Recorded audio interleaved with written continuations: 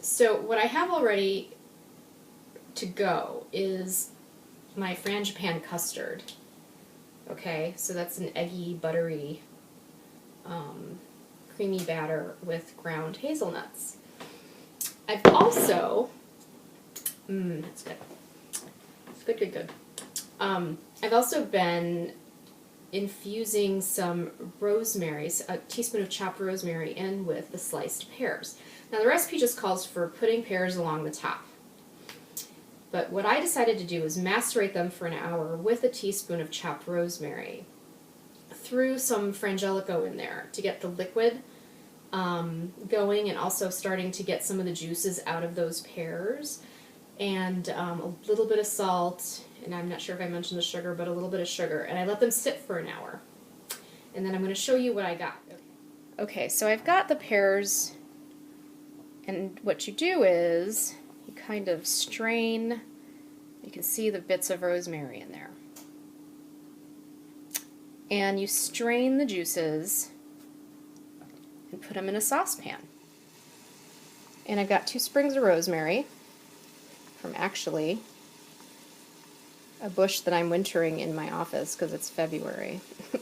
I could have gotten one from the store, but I like to have my... And then you just kind of put that in there.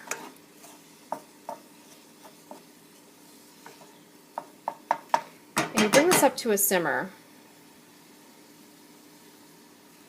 And then you let it sit and simmer down with it.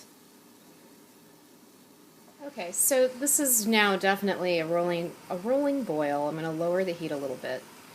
But what we're going to do is cook this down to a really nice thick syrup that we can glaze over the pears on the tart. And what's great is the rosemary sprigs infuse that flavor and have a deeper flavor in the syrup. And it's really easy to just pull them out. In fact, if you wanted to, you could have skipped putting the bits of rosemary in the pear as they macerated. And just if you wanted a really subtle hint of rosemary, just, drained off the juice, put it in the pan, and then threw in the rosemary sprigs and, cooked it down with the rosemary sprigs. Pull them out, and you have this, haunting, subtle hint of rosemary without all the rosemary bits in there. I just wanted to be a little bit more rustic with this particular tart because it's for my hubby and he likes rosemary. So, definitely cutting it up fresh and putting it in on top of infusing it in the juice is, a double whammy of rosemary. But it should go really well with the hazelnut and with the pear. So meanwhile, as we're going to cook this down into that nice thick syrup for the glaze on top, I've got my tart waiting here. We pre-cooked it, and we're going to lay in our hazelnut custard right in the tart. That's good. Okay, so there's our tart waiting, and we're just going to place these. Because they're really ripe, I had them sitting in a paper bag all week. They were not ripe when I bought them. Actually, let's start in the middle and work our way outward.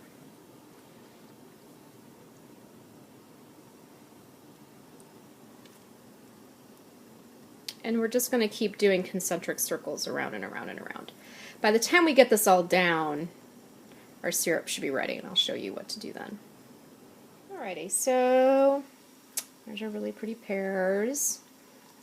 And you can see here, things are pretty thick and bubbly. What we're going to do is we're going to use our pastry brush and just kind of use that yummy syrupy goodness on top of the pears. So we're going to turn off the heat, and we're going to pluck out those rosemary sprigs. You can do it with a fork or some tongs. Let's see if I can reach for my fork over here. Okay. That's it. Just pull them out, toss them out, into the disposal they go. Can't tell you how difficult it is to videotape yourself cooking. Not easy. Not easy, people. Alright. See how nice and thick that is?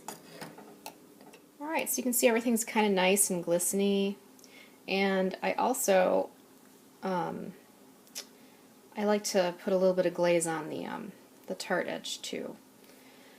And I do reserve a little bit extra because as the tart bakes, I like to actually check on it and give it a glaze midway through too. So we're going to pop this in the oven and see what we get. Oh yeah. So everything's nice and golden. And I was kind of worried about the middle, but it seems like it's set. It does continue to cook as it sits out, but you can see nice golden color, caramelized. Pears are nice and soft. Can't wait to bite into this puppy. And you know, personally for me, I like the flecks of the rosemary. It has a little bit more of a rustic look. Something kind of interesting and lets your guests know, hey, there's something kind of cool and interesting in this tart. But like I said, you can skip that part and just infuse, you know, your herb in the juices drained off of the fruit. And that's another way to kind of get a little bit of herb action in your desserts. So that's technique one. On to the next technique. So the second segment of this baking video is a little easier. I know we spent a lot of time on a very complicated tart. But I wanted to show you the different ways in which you can, you know, take a recipe and find ways to get herbs kind of in that established recipe that you have. But that was a pretty complicated recipe. There's another simpler, bolder way to actually bring herbs into some of your baked goods, and that's simply by using leaves whole hog.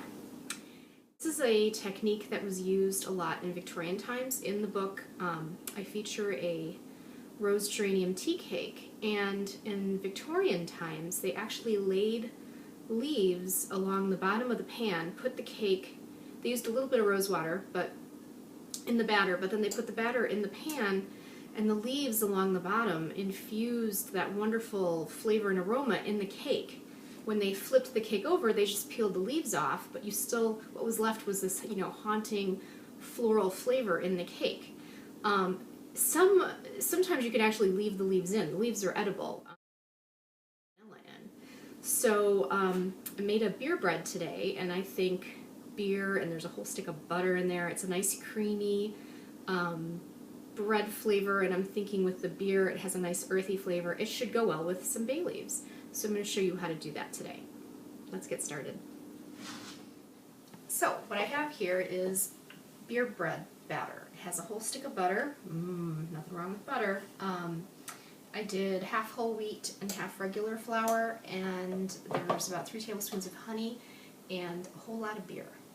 We like beer. Not as much as wine or vodka, but beer is good. And we have here 2 prepared bread pans, and I have dried bay leaves. Actually, this summer I'm going to make an effort to grow a real fresh bay leaf tree. Depending on your cold zone, you can actually grow a fresh bay leaf tree. We've never tried it, but we're going to give it a try, see what we can do. Pretty sure won't winter here in Chicago, especially the winter we've had this year. It's been horrible, but anyway, I digress. So I want to infuse some bay leaf into this really nice, earthy but creamy bread. So what I'm going to do is just I've got this sprayed with nonstick cooking spray. I'm just, look at that, there's like 3 in 1 right here. I'm just going to lay them along the bottom. I'm going to do 3 on the bottom.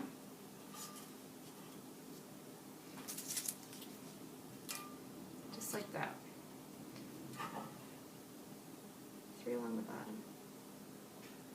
I'm going to do another 3 and the other one. You're going to divide up the batter among both pans. Right on top of those leaves.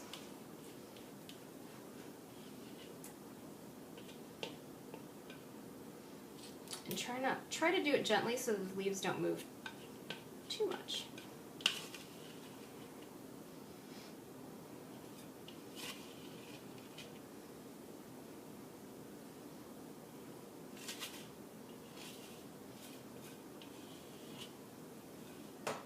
so we filled them evenly,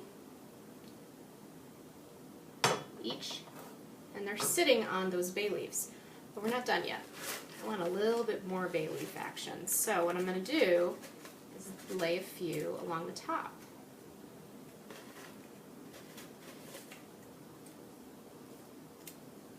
And make sure they're pretty. I don't know. Should always make your food look pretty and appetizing. Maybe it's the art director in me, I don't know. A lot of these are all broken. That's a problem with dry ones. There we go.